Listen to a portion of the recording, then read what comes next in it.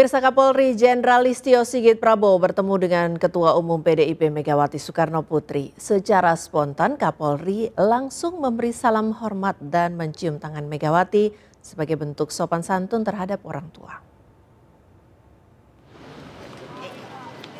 Ini berlangsung saat Kapolri bersilaturahmi di kediaman Mary Hugeng yang merupakan istri Jenderal Purnawirawan Hugeng Iman Santoso di Depok, Jawa Barat. Kapolri lebih dahulu bersilaturahmi dalam momentum ulang tahun ke-100 istri Hugeng tersebut.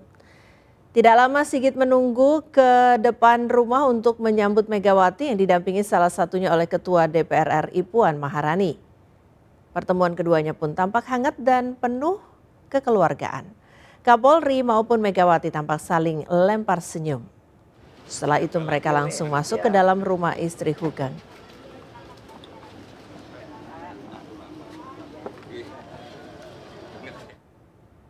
Presiden Prabowo Subianto mengirimkan bunga anggrek sebagai ucapan selamat ulang tahun kepada Presiden ke-7 Republik Indonesia Joko Widodo. Jokowi pun mengucapkan terima kasih kepada semua pihak yang telah mendoakannya, terutama Presiden Prabowo.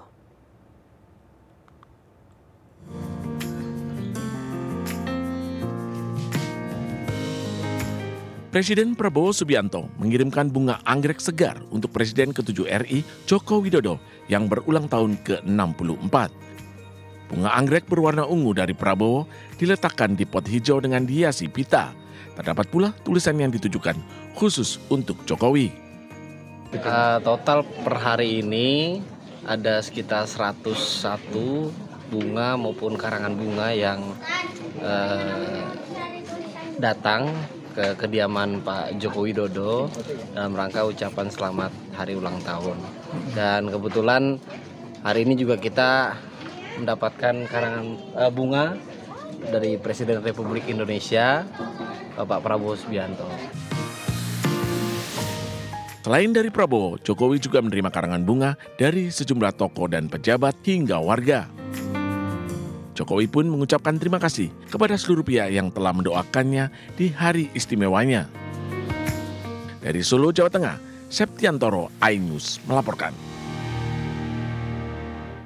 Pemirsa, sejumlah Menteri Kabinet Merah Putih dipanggil Presiden Prabowo Subianto ke Hambalang. Salah satunya Menko Bidang Pangan Zulkifli Hasan dan Menteri Sosial Saifullah Yusuf. Sejak Senin sore, sejumlah mobil dinas kementerian memasuki kediaman Prabowo Subianto di Hambalang, Bogor, Jawa Barat pada Senin sore. Menurut Saifullah Yusuf atau Gus Ipul, kedatangannya ke Hambalang untuk melaporkan perkembangan sekolah rakyat yang akan segera diluncurkan pada 14 Juli mendatang. Gus Ipul mengatakan sudah menyiapkan 100 titik sekolah rakyat untuk 20.000 siswa.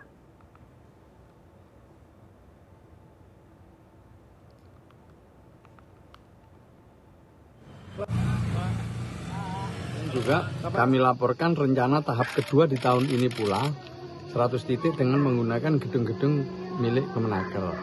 Alhamdulillah semuanya juga lancar dan insya Allah nanti kalau memang memungkinkan akan digabung sekalian sehingga kapasitas siswa itu insya Allah lebih dari 20.000.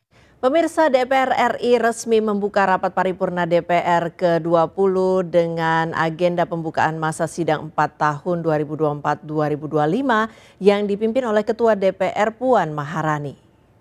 Rapat dimulai dengan pidato pembukaan oleh Ketua DPR RI Puan Maharani pada pukul 10 di Kompleks Parlemen Senayan, Jakarta.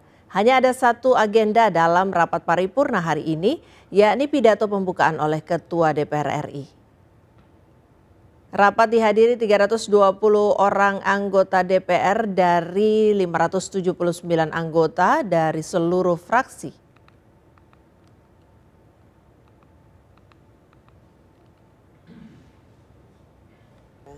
Pertama, bahwa posisi politik Indonesia dari dulu sampai sekarang adalah bebas aktif.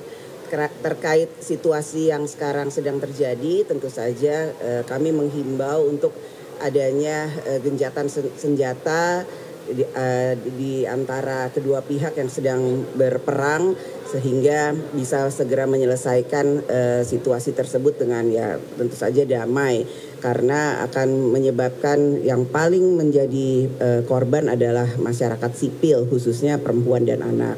Kemudian kedua, apa yang akan terjadi kalau kemudian itu terus berkepanjangan? Ya tentu saja seperti yang tadi saya sampaikan, sebaiknya kedua belah pihak menahan diri, begitu juga negara-negara lain untuk menghimbau agar permasalahan yang terjadi di antara kedua negara bisa diselesaikan dengan baik dan jangan kemudian lebih memperkeruh suasana.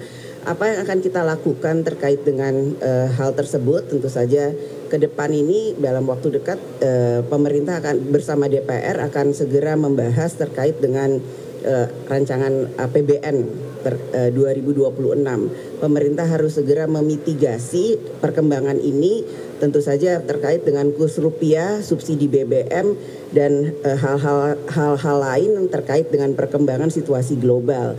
Apa tadi pertanyaan selanjutnya tadi ya?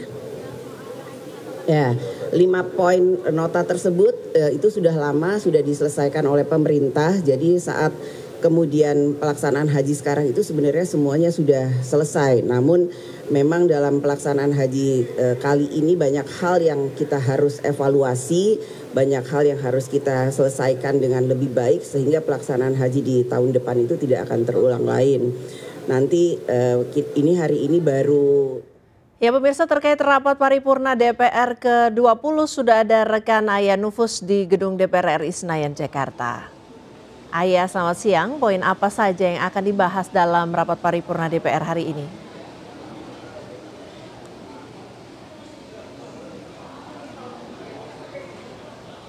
Ya, selamat siang Priska dan juga pemirsa. Untuk pembukaan sidang paripurna di DPR RI ini baru saja usai, di mana agenda pada hari ini adalah pidato yang disampaikan oleh Ketua DPR RI Puan Maharani. Hanya ada satu agenda saja memang yang dilaksanakan hari ini, dan dalam pidatonya tadi Ketua DPR RI Puan Maharani menyampaikan banyak hal, termasuk dengan bagaimana penyampaian terkait pentingnya pembangunan Republik Indonesia ini yang tidak hanya berfokus pada infrastruktur saja, namun juga bagaimana pelayanan bagi rakyat Indonesia. Dan juga yang menarik tadi Puan sempat menyampaikan bagaimana apresiasinya kepada pemerintahan Prabowo Subianto yang responsif, termasuk dalam hal dan juga penanganan permasalahan pertambangan di Raja Ampat dan juga sengketa 4 pulau antara Provinsi Aceh dan juga Sumatera Utara. Dan pasca sidang ini nantinya untuk rapat-rapat selanjutnya Puan Maharani menyampaikan bahwa akan ada pembahasan. Salah satunya adalah terkait rancangan undang-undang, yang mana undang-undang saat ini dan juga undang-undang carryover yang dari periode-periode sebelumnya. Kalau bisa saya sampaikan, yang pertama adalah terkait dengan 3 RUU usul DPR, kemudian juga 3 RUU usul pemerintah, 2 RUU daftar kumulatif terbuka, dan tadi terkait dengan carryover RUU, yakni ada 7 RUU dari periode sebelumnya. Dan Puan menyampaikan juga terkait dengan pembahasan lainnya yang tidak kalah penting adalah RAPBN tahun 2026 dan juga terkait dengan laporan keuangan di tahun 2024, yang mana ini berfokus nantinya pada kebijakan ekonomi makro dan juga pokok kebijakan fiskal. Selain itu juga tidak lupa tadi Puan Maharani menyampaikan bahwa ada setidaknya 7 begitu ya isu penting yang nantinya harus menjadi atensi dari DPR RI. Salah satunya adalah angka pengangguran tinggi dan juga PHK yang marak terjadi di Indonesia, kemudian juga permasalahan pelaksanaan ibadah haji 2025, stimulus ekonomi untuk pertumbuhan, permasalahan ojek online, kemudian juga pengoplosan gas, evakuasi WNI dari daerah-daerah konflik, dan yang terakhir adalah bagaimana posisi dari Duta Indonesia yang belum terisi untuk negara-negara sahabat. Dan tentunya hal-hal ini nantinya akan disampaikan dalam persidangan pasca dari pembukaan sidang paripurna ini yang akan berlangsung. Sementara demikian, Priska. Ya, terima kasih Aya Nufus melaporkan langsung dari Gedung DPR RI Jakarta. Selamat bertugas kembali.